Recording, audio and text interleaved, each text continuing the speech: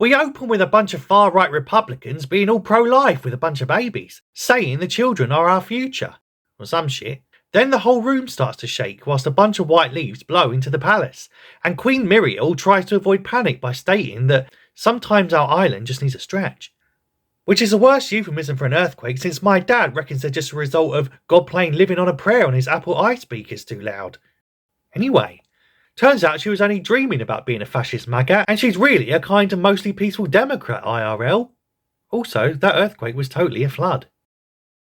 Speaking of far-right bigots, Budget Emma Watson, but with a bigger forehead, comes across that bully with a bowl cut who beat up Calvin Klein from the last epi, and he reckons that a bunch of elves coming over here and stealing all their jobs ain't fucking on, son. Oh, I bet he voted Brexit and all.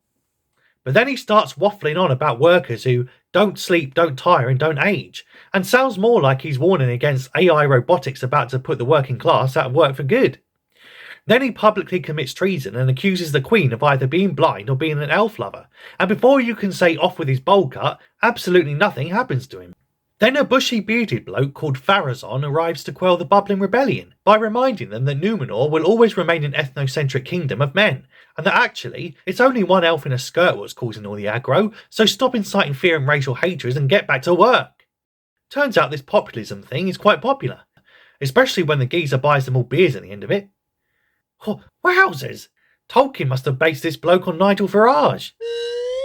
Anyway, the Queen, who's only a far-right pro-lifer in her dreams, says she's sick of this arrogant fanny running around their countryside and stealing a bunch of ancient scrolls from their collection, all whilst handily recapping a bit of the plot. Galadriel, or Gladys to you, tells the Queen that the rando she has locked up in a dungeon is actually the lost heir to the Southlands, so she better think about being nice to him. She reckons that if the Queen and her people can unite behind that Calvin Klein model, they might be able to have a shot at defeating the Sauron geezer, what no one has any evidence of even still being alive. So she offers the monarch a trucy team-up between the elves and men, but she gets laughed out of court and Queen Muriel says she's totally going to charge that long-lost heir for beating up that bully with a bowl cut last week. But much like my stalker, Gladys won't take no for an answer, and says she's going to go above her head and talk directly to the true ruler of the realm, her father the king. She then unironically says, "There is a tempest in me," as the camera closes in on the actress trying to emote. Or is it trying to hold in a fart? Could be both, I suppose. I heard they had Taco Bell for lunch that day after the craft services truck ran out of meatballs. Anyway! Hilariously, the elf then gets locked up in jail for calling the Queen a regent and seditiously undermining her authority. Elsewhere, Elendil's son, who looks a bit like a real-life Aladdin, is sailing on a ship whilst hearing female voices calling his name. Sounds kind of like when that mermaid lured me over to her rock by singing my name and then sucked me off with her gills and told me not to bother calling the next morning as she lit up a ciggy and swam away. Anyway, because he was distracted by some girly voice calling his name in his head, he lets go of a rope which almost sends some fucker down to Davy Jones's locker, so his budget Jason Momoa captain boots his ass off the ship. His two buddies also get fired because reasons, and they all turn on him by pushing him around and saying hurty words. Why he doesn't just rub a lamp and tell the ghost of Robin Williams that he wishes them all dead, I don't know. We then join back up with the first black elf with one facial expression, and he suddenly awakes to a bunch of crusty half-dead looking creatures staring right at him. And no, this ain't your typical mayoral fundraiser in Chicago. These fuckers are orcs, and they all bow as a scarred-up figure who seems to be an elf walks through the crowd to ominous music. And poor terrified Arondir busts out his best facial expression yet. Bruh. Paddy Considine may as well not turn up to next year's Emmys. Anyway, the scarred-up baddie stabs his dying mate and tells the elfy archer guy to deliver a message, but without telling him or us what the friggin' message is. Back in the Southlands full of the chavvy plebs, Arondir's floozy discovers a food shortage now they all left home and went to live in a random tower, and her son Theo comes up with a bright idea to go back to their abandoned town to raid some of the food stash, whilst just hoping the orcs ain't still there. But his mum shuts him down and just asks the hunters to go out and do their one fucking job. Despite these explicit instructions given by his primary caregiver to keep him and their community safe, he indeed does go out and tries to enact his reckless plan anyway, roping in his lanky buddy Rowan, who almost tries to run back to camp after stumbling across slaughtered sheep, but Theo tells him to stop being a wet wipe and totally follow him into probably getting ripped to shreds by a bunch of horrifying monsters. After recovering a fair bit of grub, Theo can't leave well enough alone and decides to try the tavern to see if there's anything else in there. like lollipops and shit. He thinks he hears something as dark clouds ominously block out the sun, and his gangly soy boy mate totally runs off and leaves him there in the dark to face off with a creepy orc, who slices him in the leg and then licks the blood off his knife whilst naming the title of his favourite album of 2022. Young blood. Then Theo whips out that talisman thing and after stabbing himself to activate it, totally stuns the orc, giving him a chance to escape. Turns out the talisman thing was actually the broken hilt of a sword. And the orc then yells to his buddies that he found a boy but lost him somehow and checks everywhere but the well, until he checks everywhere in the well except under the bloody water of the well. Back at the elf kingdom of Linden, Lord Celebrimbor tells that elfy flat-faced fella, who has the flattest face in all of Elfland, that standing there he looked like the spit of his father. Which is weird, because I didn't know they had ironing boards in Tolkien's world. Celebrimbor thinks Elrond's mate is hiding something, so he goes over to the dwarf kingdom to see what's going on. Then we catch up with the first black female dwarf without a beard, who's clearly covering for her husband, who's evidently not out mining quartz, as his mining axe is still on the hook. Elrond doesn't buy her BS cover story, but pretends he does by giving the world's smuggest fake grin to sell it, since Kamala Harris says she totally likes and supports President Biden after all, despite spending most of the primaries talking about how corrupt and racialist he is. Anyway, the elfy flat-faced fella sits on a bridge and watches Prince Durin and his wife hilariously believe they convinced him that they were on the up and up, and goes down to the old mine below Mirrormere to see what they're up to. But first he has to bump fist against the wall a few times while singing a little rhyme because he totally has the elf version of OCD, or something like that. Once in the mine, Durin catches him snooping and furiously accuses him of being a spy, probably Russian. And after Elrond convinces him he's totally not a spy working from the Kremlin, Durin demands his oath before he can take him into the chamber. And so he makes him put his hand on the mountain wall and swear he will never ever tell anyone what he's about to see, and that he better not because no one holds a grudge like a dwarf. And I should know, my little cousin still won't talk to me after I scoffed all the chockies out of his advent calendar last year and then sellotaped the doors back on for a laugh. Fuck me, it's been almost 10 months. Get over it, mate. Anyway, apparently the dwarves have only gone and found a new type of ore, lighter than silk but harder than iron. Elrond then unironically asks why they need for all the secrecy, and why not just sing it from the rooftops that they found a rare and precious new type of element that could totally transform the prosperity and fortunes of whoever controls it. Apparently though, it's also dangerous to mine, but Durin lets him keep that piece as a token of their friendship. Which is what my drug dealer said to me when I first went to get some ease, and now I can't leave the house without a daily shot of crack. Man, that's how they get you. But then the mine collapses and 4 dwarves get lost in the rubble. Elsewhere, Emma Watson with one hell of a forehead bumps into an incel whilst fluid is spilt all over his keks, before we catch back up with Gladders, who we haven't seen since the opening and honestly I totally forgot all about, pacing in her cell. Calvin Klein teases her before unironically listing all of the negative character traits which makes her such an unlikable twat, and makes the audience wonder why on earth the showrunners would base the most expensive programme ever made around such an individual. He gets her to realise what really triggered the Queen into imprisoning her, which was when she demanded to speak with her father, the king in the tower who no one has seen in years, and totally not the whole disrespectful attitude to the monarchy thing. After Gladders gets hilariously compared to a horse, the Queen decides to deport her elfy arse back to where she came from, but the stunning blonde elf with perpetual PMT takes on a bunch of highly trained guards by a Jack Jones because plot and shit, whilst Emma Watson and her relentless forehead catches up with her Aladdin-y brother, as he wallows in self-pity for ruining his mate's career after hearing sexy voices in his head. After breaking into the tower to find the hidden king, Galadriel is met by the Queen, who says she knew she was coming because she's a basic bitch and totally friggin' predictable. Although the king is dying, Gladders reckons he was partial to the elves in his time, so why has the Queen got all this beef with her kind now all of a sudden? Queen Muriel shows her a giant orb, one of 7 seeing stones called Palantir, which can show prophecies and shit, like that similar thing in Harry Potter. She makes Gladders put her hand on the giant ball, which gets bluer and bluer as she holds it. And I'm not surprised, really. Most blokes would get blue balls being around this frigid bitch. Anyway, she gets a vision of the giant flood, what the Queen saw in her future dream when she was also a Trump supporter. And apparently this prophecy is supposed to be triggered by Galadriel's arrival, which totally explains why she wants Gladders sent away. She then goes all conservative herself and begs her not to choose the path of fear but the path of faith, and to keep her around so they can totally fight this giant flood thing together.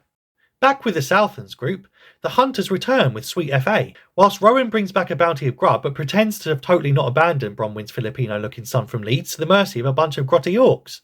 And sure enough, The Orcs are about to slaughter the exotic teenage lad until he's saved in the nick of time by the first black elf with one facial expression. Hurrah! Then the cringy slow-mo shots from the last epi return, as Arondir does some fancy archer shit and buys time for Theo to escape to his mother, and they are lucky enough to avoid most of the arrows, even Arondir, who is totally not even moving and is completely a stationary target. Must have the same stunt coordinator as House of the Dragon episode 3. Luckily, they all get to the clearing where they are saved by sunlight, and they still can't hit them with any bloody arrows. Anyway, then we fade back to the mines where the first black female dwarf without a beard is doing a bit of singing, which is so stunning it makes the rocks cringe. Then Prince Durin has a total fucking meltdown when his dad shuts down his operation after pulling 4 exhausted men from his shaft. Don't even go there, mate. Anyway, Captain Flatface gives him a pep talk what seems to go on for hours, and totally makes him look like a mug in front of his wife when he says it was him who saved the dwarf prince from 3 trolls on a hilltop. Then the prince goes to apologise to his father for being a drama queen, but he says there's nothing to forgive and he's always loved angry Scots with giant fuck-off beards anyway. But they both still reckon there's something up with the motives of the elves, and so the king advises his son go to Linden to find out what's up. Then Pound Shop Don Lemon reunites with his human mistress and delivers the message that they'll all totally live if they give up their homeland and swear fealty to the scarred up orc elf thug guy. Then the old barkeep tries to groom a teenage boy by plying him with a hip flask full of booze, supposedly as a thank you for going to get all that food and saving all their lives, even though he also totally stole a random broken hilt from his bar. He then grabs the boy's hand and asks him if he wants to get in his van. If he's heard of some fella called Sauron, and then ominously says he's going to need his strength for what's coming. And before you can say someone better called Childline, we cut to the orcs as they return to their base, where they tell the scarred up Lordfather that they found the hilt and it's in the tower where all the chavvy chaps live. Gladders is rode off, though this time not by Spock, as a bunch of petals from the white tree fall all around them, just like in her queen's fascisty dream. And then we end on Queen Miriel deciding to personally escort Gladders back to Middle-earth, to aid their brethren being besieged in the Southlands. And as they ask for the commoners to sign up to join the war effort, the 2 guys who got fired earlier in the episode, as well as Ellendir's Aladdin-y son, also put up their hands, and before long they have more male volunteers than an apprentice costume fitter position at a Miss World pageant. So there you go, that's episode 4. My favourite part was when Calvin Klein listed all of Gladders' worst character traits to her face. It was like the writers channeling the audience, even though they're the ones what wrote the character like that. But anyway, on to episode 5. We start with the first female Frodo bringing some grub to that strange giant bloke they're all keeping as some kind of weird pet, rambling about my great thumb. Apparently, he's just trying to pronounce migration. And this is what apparently passes for interesting writing on this show. He has an existential crisis and wonders if he's good or bad, even as he cracks open and swallows a bunch of live snails. Then her family call Nori back from her lunch break, whilst her dad tells her friend Poppy to bust out a banging tune. And sure enough, the crooning fake hobbit goes full Michelle McManus from Pop Idol back in the day. Then some culty weirdos in white hoods, what look like a cross between Ku Klux Klan members and budget engineers from Prometheus, stand on a cliff overlooking the crater where the giant stranger fell to earth in episode 1. Then we cut to that scarred up elfy thug guy, whose name is apparently Adar, who's standing in the wood and bathing in sunlight. Then an orky minion gets his wrist out for the lad, and before he can pop a $5 bill in his grubby thong, Adar snaps out of fondling his arm and tells him to go summon the Legion because it's time. Though he doesn't say if it's Hammer or Chico. It's Chico time. Then Bronwyn, aka Don Lemon's fancy woman, tells her people that either they fight against Adar and his orcs or go down to them and kneel like a bunch of cucks. She reckons they should all stay and fight, even though they have zero chance of not getting slaughtered like a common hog at a meat market. They all put their hands up to ask questions, presumably like, "Are you out of your fucking mind, woman?" But hilariously, she takes that as a sign of volunteers, until the grimy northern bloke points out what a friggin' lunatic she is, and reminds them that their ancestors were also a bunch of pussy holes who ran away and they all lived, so clearly they should all do the same. Anyway, back at Numenor, Elendil's son, who keeps cosplaying as Aladdin, begs him for a spot on the boats after he got himself fired for almost knocking his mates overboard when some voice whispered his name in his head. Or something like that. His dad tells him to sod off because you're a loser, son, and brought shame on him because he's a sea captain and his own kid apparently can't hold a rope properly. Elsewhere, Many of the island's citizenry are a bit anxious about half the city going off to fight some kind of vague war and losing the majority of their resources, and Budget Emma Watson, with her forehead, what just keeps on trucking, tries to convince Pharazon's son to talk him out of following their Queen's express orders to do this whole war thing. Halbrand is then summoned to a meeting where Queen Miriel, Pharazon and that Galadriel bird are making a strategy plan for when they make landfall in Middle-earth. The Queen and Pharazon leave, and the remaining pair accuse one another of using the other to serve their needs. Ultimately, he just wanted to be left alone, but she's just convinced Muriel to send 5 ships and 500 men to aid his people and place a crown on his head. But he acts all ungrateful and says he don't want no stinking crown, slamming his crest on the table and walking out like a right drama queen. Luckily, before I almost lose the will to live, we cut back to the Harfoots who are wandering around a dark forest. Why they seem to be so far behind their tribe when they have the benefit of a giant fuck-off bloke pushing their carts, I don't know. Anyway, because they're essentially sitting ducks with all that gear they're hauling, the group is soon chased by some sort of horse-faced hog beast, what looks a bit like AOC did the mocap for, until the giant magic bloke ground pounds the floor and sends the hog things flying. Meanwhile, back at Numenor, Galadriel reckons that Elendil's soldiers are all a bunch of pansies and need proper training against a more formidable foe, so he challenges her to test them herself if she's so tough.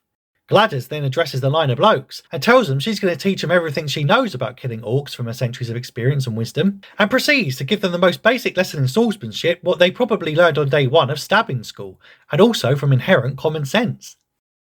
She then literally tells them to come at me, bro, as Elendil adds that anyone who does so he will instantly promote. But before I can jump through the screen to finally end all our misery by taking out this poorly written and obnoxiously performed character myself free of charge, Raj from Big Bang Theory bloody beats me to it. Though, because he's a man, the show has him mugging himself off by somehow not being able to beat a girl half his size who's afflicted with chronic constipation. Or at least that's what her face always looks like. She reckons she keeps winning because swordsmanship is about balance rather than strength. And because it's not enough to humiliate one bloke in a single scene on this show, she goes on to emasculate 2 poor saps in one sequence. So stunning and brave! Later, that generic white soy boy, whose name I can't remember or care to look up, talks to his dad Pharazon about why he's taking orders from an elf with perpetual PMD. His father tells him to wake up, because they're about to save the plebs of Middle-earth, raise them out of squalor and give them a proper king, which will benefit them with ore, trade and tributes, which in the long run they'll become more powerful than that Galadriel bird what likes to maroon herself in the sea because reasons. Back in the forest, the giant magic bloke is bathing his wound and mumbling incoherently, and most of these unintelligible grunts are better written than most of the actual dialogue in this show. Then Nori arrives with a bowl of beeswax, and after randomly getting frostbit by a puddle, we cut to the elves all having dinner with that vertically challenged Scottish guy with a great ginger beard. He reckons the elves stole his people's precious minerals that they used to honour their dead just to make a fancy table, so the elf king Gil-galad agrees to give it back to him whilst toasting the union of their 2 peoples.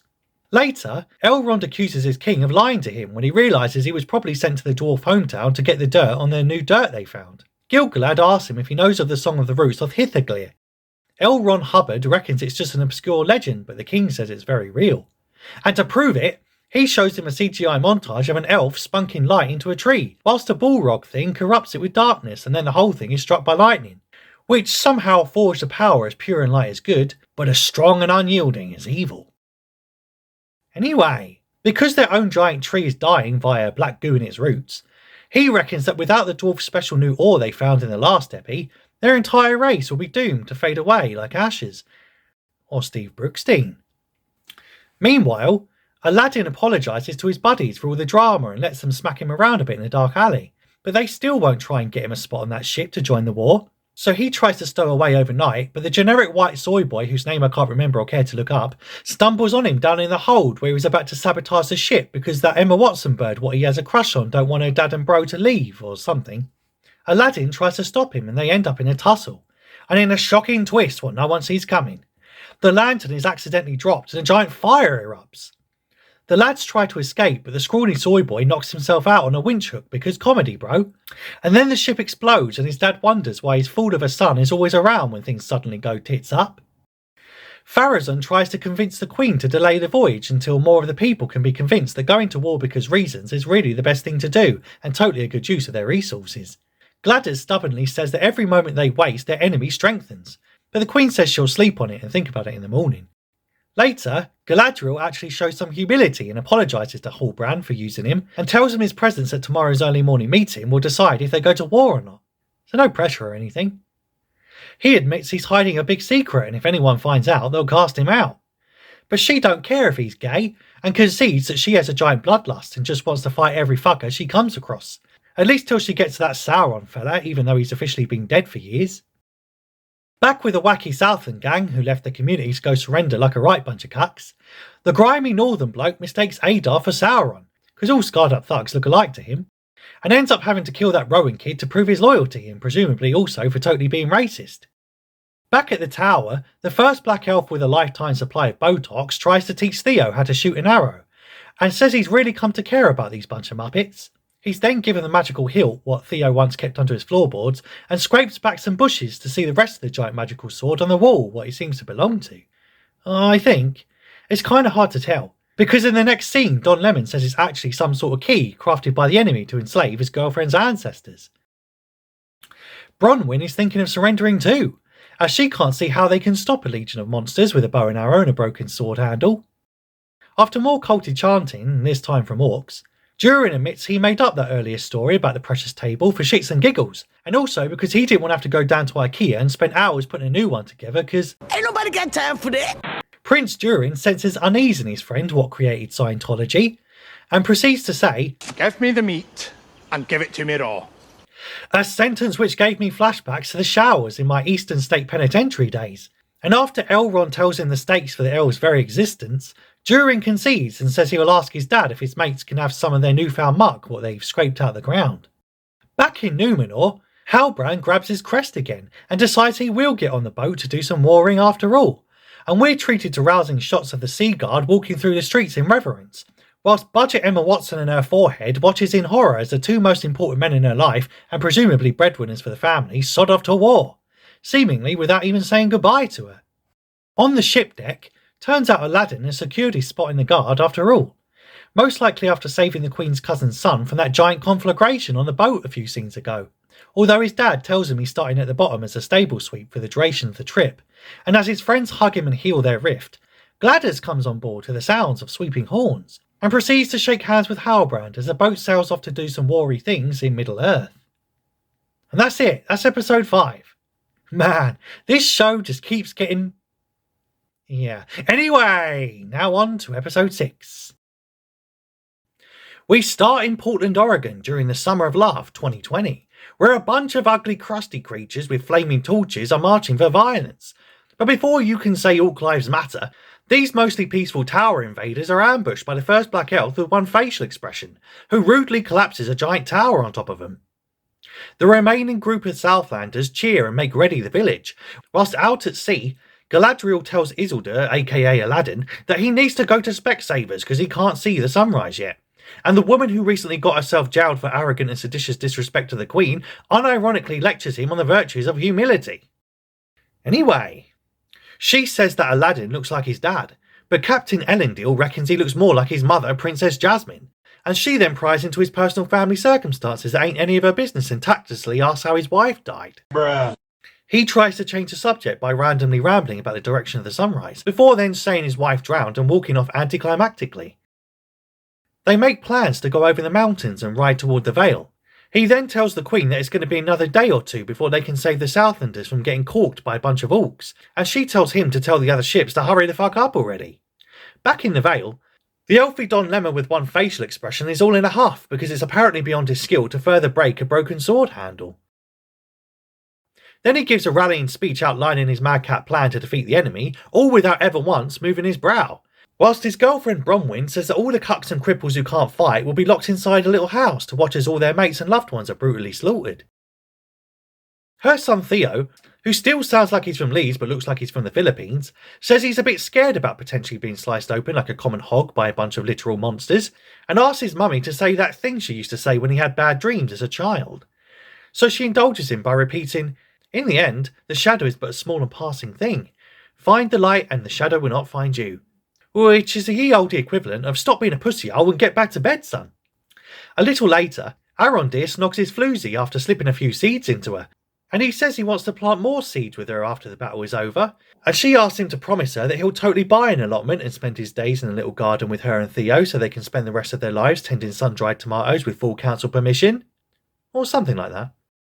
That evening the battle begins, and the descending waves of orcs are taken out surprisingly easily, although the elfy archer guy does almost get owned, before he's rescued just in the nick of time by stunning and brave Bronwyn, who totally saves him like a damsel in distress and makes him look a riot cack. After everything calms down a bit, the town celebrate on surviving the attack, and even he can't believe his own plan worked, and we can tell that because it's a rare instance where he manages to slightly flex his brow. But he comes to notice that the supposed orky corpses are bleeding reddish fluid, and he knows the blood of those creatures is black and gooey because he just got a mouthful of the stuff after nearly being orked into oblivion on top of a small well. And in a dastardly twist, what no one could ever see coming, turns out they've been fighting their own people, aka the bunch of cowardly traitors who ran off to surrender and join the enemy at the end of the last epi. And then the farmer guy spells out the obvious because screw subtle subtext and yells, "We're fighting our own." And before you can say, is this really the state of scriptwriting in modern day Hollywood, a dying orc flat out further confirms what we already knew and just had spelled out for us regardless. And sure enough, another wave of orcs descend on the village, shooting arrows left, right and centre as most of the background extras die instantly with one hit. But luckily, the main characters with plot armour up the kazoo somehow survive 2 strikes because reasons. And contract obligations, presumably.